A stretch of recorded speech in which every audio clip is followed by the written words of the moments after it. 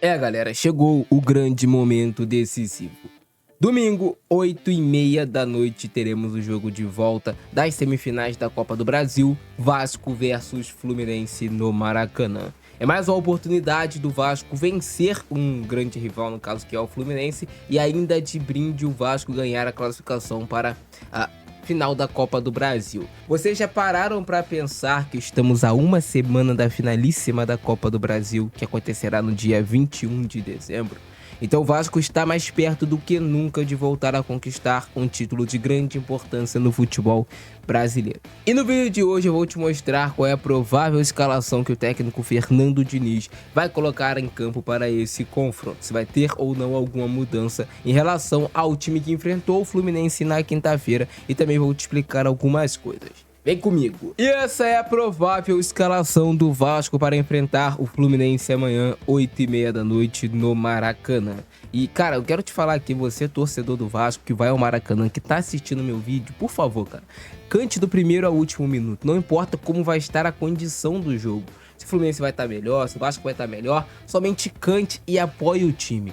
Nós precisamos ser, além de maioria na arquibancada, também precisamos cantar mais do que o rival, apoiar mais, incentivar mais. Parece besteira, às vezes até o jogador tá concentrado na partida, não consegue ter essa dimensão, se você tá cantando muito, se tá cantando pouco, mas às vezes pequenos detalhes assim fazem a diferença. A energia positiva que a gente joga pro nosso time, acreditar que o nosso time realmente pode, incentivar, apoiar, cantar, o nosso papel a gente vai fazer na arquibancada. Então, você que vai amanhã ao Maracanã, que é vascaíno, apoia até o último minuto.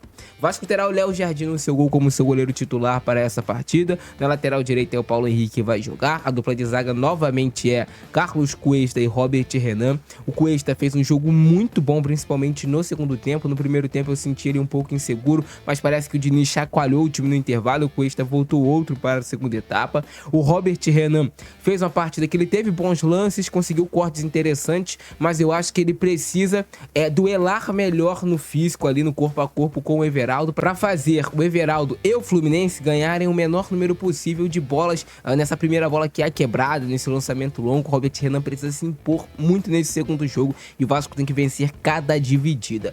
Na lateral esquerda teremos o Puma Rodrigues, que jogou bem esse jogo diante do Fluminense.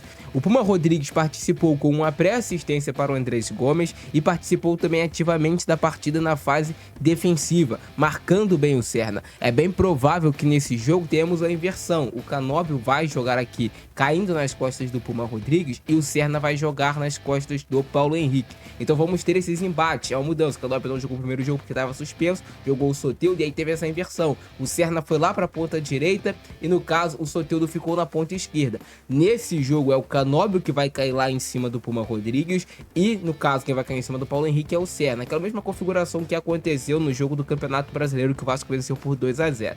E aí no meio de campo o Vasco terá o Barros e o Thiago Mendes. O Thiago Mendes joga com elegância absurda. Eu até recebi um comentário que parece que às vezes o Thiago Mendes joga sem vontade. Não é que ele joga sem vontade, é que o Thiago Mendes, na fase da carreira que ele tá, ele entende que não é ele que precisa correr o tempo todo, que ele dá velocidade ao jogo com a bola. E até no esquema tático, né, até na forma do Vasco de jogar, o Vasco cadencia esse jogo do meio pra frente. E aí é importante o Thiago Mendes saber o momento certo de dosar, quando ele vai mais ao campo de ataque, quando ele vai estar melhor posicionado para trocar passes e tudo mais.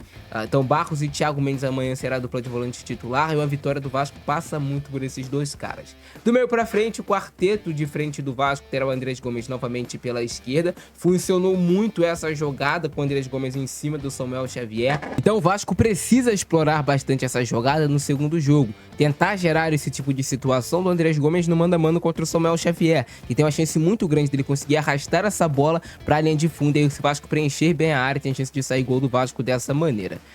O Felipe Coutinho vai jogar novamente por dentro, aqui como um segundo atacante ao lado do Rael, mas com aquela liberdade para flutuar pelo campo todo o Felipe Coutinho. Felipe Coutinho que pra mim, na minha opinião, fez um bom jogo diante do Fluminense, primeiro jogo, conseguiu se movimentar bem, trocar passes bem, se aproximava do Thiago Mendes. Nem sempre pro cara jogar bem necessariamente ele tem que fazer o gol ou dar assistência, ele pode jogar bem participando do jogo de uma forma que não é vista tanto pelo torcedor. E aí o Nuno Moreira na ponta direita do Vasco de novo, também gostei muito do segundo tempo do Nuno Moreira, porque não só a parte técnica do jogador melhorou no segundo tempo, ele conseguiu ganhar mais também as divididas. Eu vi o Nuno Moreira muito vibrante dentro de campo, percebia o semblante dele em campo, como queria ganhar o jogo, como queria dar a vida realmente dentro de campo. É esse o espírito que o Vasco precisa para passar para a final.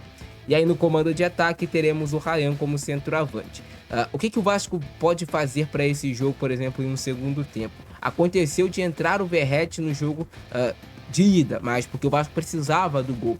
Dependendo do andar do jogo, se o Vasco conseguir fazer um gol, sair na frente do Fluminense, é interessante manter essa formação aqui. Como o Vasco não tem tantas opções no banco de velocidade, o Vasco opta às vezes por colocar o Verratti ou o Matheus França. O Matheus França não entrou no último jogo porque o Coutinho jogou até o final e também pelo fato dele ser um jogador também de marcado com a torcida. Mas eu tenho certeza também que ele ainda vai conseguir dar bons frutos ao Vasco dentro de campo. Então essa é a escalação do Vasco, esse é o time que a torcida está confiando que vai fazer uma grande atuação. O Vasco, além de jogar bem tecnicamente nesse jogo, que é o momento que o jogador espera, né? Estádio cheio, semifinal de Copa do Brasil, o Brasil inteiro assistindo esse jogo do Vasco. A gente espera que os jogadores tenham a vontade e dedicação que tiveram no segundo tempo. Porque se a gente tiver em posição e não perdermos na vontade para eles, o Vasco tem grande chance de sair vencedor desse confronto.